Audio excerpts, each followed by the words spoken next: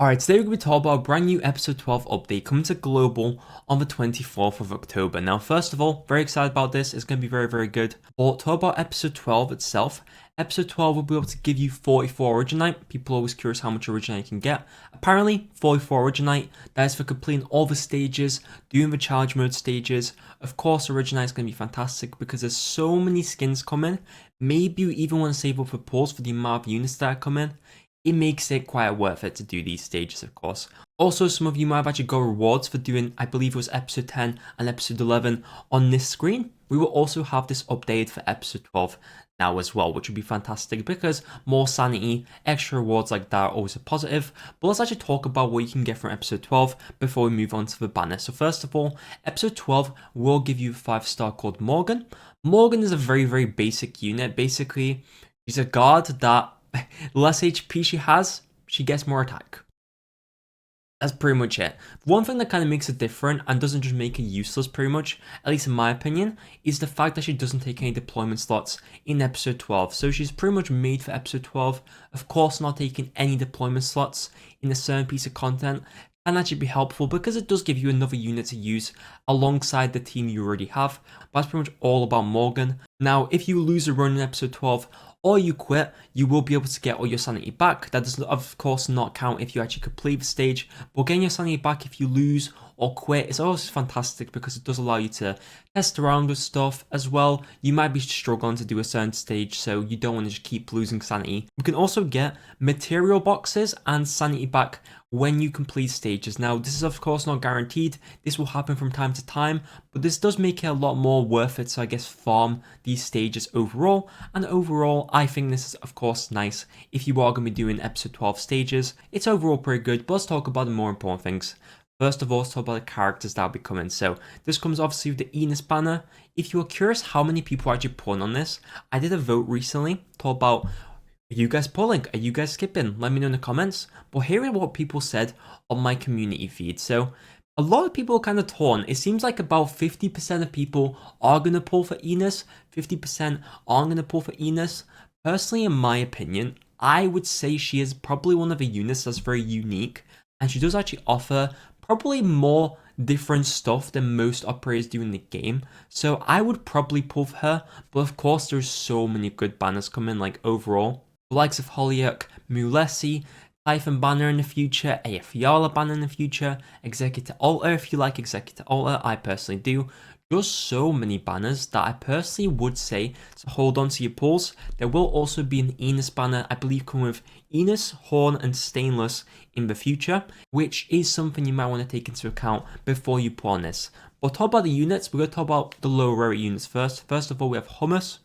Humus is a Reaper guard, kind of like a Plumer and Highmore. First of all, Reapers, they life steal their HP back, they cannot be healed, and also the one thing that kind of makes Humus a little bit different is he can actually gain a barrier once it goes above 100% HP. There's a probably to a certain limit, but of course this can be nice to an extent because it does give him a little bit more tankiness. I know for a lot of you, you might not be that interested in him, but since he's a lower rarity operator, using him in IS, using him in other content like that can always be fantastic because he is lower rarity, so he doesn't cost as much to put down in integrated strategies. And also, I like Reapers personally.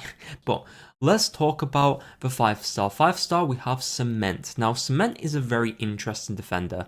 Cement actually has quite a few annoying things about her before she got her module, but basically she has one block for a defender, which is already interesting, and also she only gains SP when she gets attacked without her module. So basically that means that if you want to use any of her skills, she needs to be attacked. You can't be attacked by many opponents at the same time, basically only with one block. She has to be slowly attacked, which just makes it a bit more gimmicky to use. But this is where a module basically comes in, and she can actually gain SP back, just like a normal operator, when she actually gets her module. I believe this is reduced by 20%. That makes her a lot more viable. If she didn't have this module, she'd just be an absolute pain to use, in my opinion. But let's talk about 6-star. The most important character has come in. One character I've tried to explain so many times that I think I'm going to have a mental breakdown because she has so much in her kit that makes her just pretty interesting unit. So first of all, when she attacks an enemy for the first time, she will bind the target and also steal their attack power. Some people have said it's either attack power or attack speed. I've not got a clear answer, but either way, she could steal their attack power slash attack speed and actually give it to herself, which is fantastic. Some units that are very strong, being able to steal their attack power is actually going to be very nice, of course, very, very nice. But also, when she's actually using her third skill, the first deployment does not consume DP. Instead, Ines places a Shadow Sentinel, retreats and refreshes her deployment time. So you can pull her down again. This is very nice because a Shadow Sentinel still keeps basically what she does with actually revealing invisible enemies and also slowing down enemies. And this is the interesting thing about Ines. When she actually reveals enemies out of invisibility, which is actually a very nice thing to have, from what I've seen, she seems like a very solid unit. Overall, I would recommend taking a look into her because she has so much in her kit that makes it unique. I think she's actually going to be a fantastic unit. And let me know what you think. Are you going to be pulling for her? Let me know. Alright, next up we have one of the coolest things that's coming along. We have free skins. So of course people do like skins. I want to preface that, funnily enough, I would say for you to not spend all your Originite on these skins if you are interested. Mainly because the actual next update is going to have so many good live 2D skins that you might want to save some of your skin Originites. Obviously that's up to you, but let's actually talk about skins. First of all, we have Horn Skin. The most notable one, people absolutely love this. I've seen so many people wanting this skin. Personally, I don't blame you. I would actually get this if I had Horn. I might even get it solely because I could get Horn down the line. That's how cool of a skin this is. We also have Harmony and Heidi. Heidi skin isn't really my type of thing, but I know some people might like it. And the Harmony skin is very cool. I like Harmony, especially for cats. I think it's a very adorable skin. Let me know if you're going to get any of these skins. Of course, like I said, there's so many cool skins coming later, which is a very weird thing to say, because we usually say save up your pulls.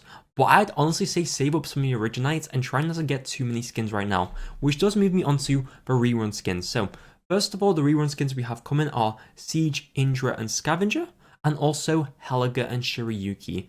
Personally, I am actually a massive fan of the Scavenger skin. I don't know what it is, I think it looks very cool, but most importantly, the Helga skin being rerun, I'm so happy. Helga, I believe, will actually be coming on the Blue Certificate banner, or the Standard banner. I'm 99% sure it's the Blue Certificate banner, but he will be coming, so you'll be able to not only get him potentially from the pulls, but you'll also be able to get a skin if you want to. Personally, I'm going to get it, male only account. I cannot wait for this skin, it looks so good. Now the final thing I want to mention, of course, is the modules that will be coming. I know some people are going to be excited for some of these modules, so let's go through these. First of all, we have Kyobi's module, and we also have Neon's module. I'm not going to go through these one by one. If you want to go ahead and take a look what they do, just be free to pause the video and just take a look. We'll be here for a very long time if I try to explain them. But yeah, we have Kyobi module and Neon module. These are their second modules that will be coming. We also have new operator modules like you usually get. So first of all, we have one for Cement. I like Cements because it actually gives her natural SP regeneration, which is actually fantastic because otherwise she becomes a very gimmicky unit, which I would absolutely hate. But with this, it makes it a lot more usable. And also Morgan getting a module. Not really anything too crazy for Morgan, to be honest. I'm not that hyped for the unit. But we also have new archetype modules. So we have archetypes for the Trap Masters. That includes Frost, Robin, and of course Dorothy. With these, this is actually quite interesting. Most of these are doing more damage. Or with Robin, she can actually gain camouflage, which is an interesting gimmick. I'm interested to see how people actually really use this, I suppose. Overall, I'm excited to see these modules, especially with Dorothy, a unit that I want to build. I'm happy that units are getting modules in general. And we also have Phalanx Casters, or is it Phalanx Casters? I think it's Phalanx Casters. Phalanx Casters? Let me know. But they will also be getting modules. That includes, of course, Beeswax. Lynn, I'm very happy to see a Lynn module, of course. If you know me, I'm a massive Lynn fan. I'm very excited about this. I believe she gains SP when she actually gets attacked, or at least has a chance of gaining SP when she gets attacked.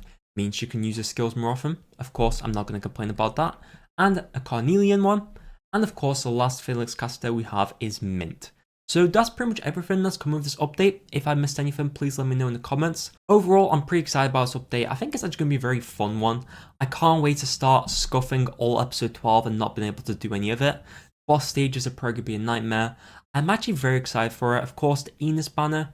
I will be trying to get Enus, but at the same time, I do want to preface now, there are so many banners coming, and if you are actually planning to use your Originite on certain banners that are coming up, I would actually hold off if you are kind of a semi-skin enjoyer, because the skins that are coming in the next update, oh my god, just look at some of these skins. We have like a Chen skin, we also have a Kalset skin.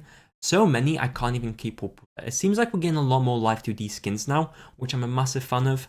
When are we getting a Kiave Life 2D skin though?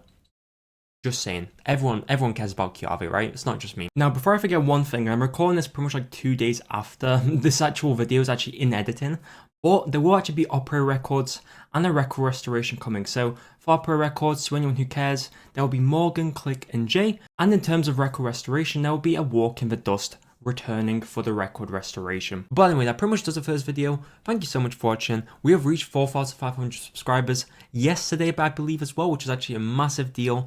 Thank you all for the support recently. Honestly, I really do appreciate it. I'm going to be trying to actually get like new profile picture for my YouTube, new wallpaper, a lot of stuff I want to kind of change up on my channel. So do be ready for that. Big changes coming. Anyone curious in actually what content I'm going to be doing later on, I will be doing Reverse 1999, I think the name is, already forgot, content on this channel. Maybe I'll move it to like a second channel, but I will be doing that. It looks like an exciting game, and I think it might actually be good for my channel overall. But anyway, thank you for watching. See you next one. I'm most importantly, adios. And good luck on your Ines pulls if you're pulling.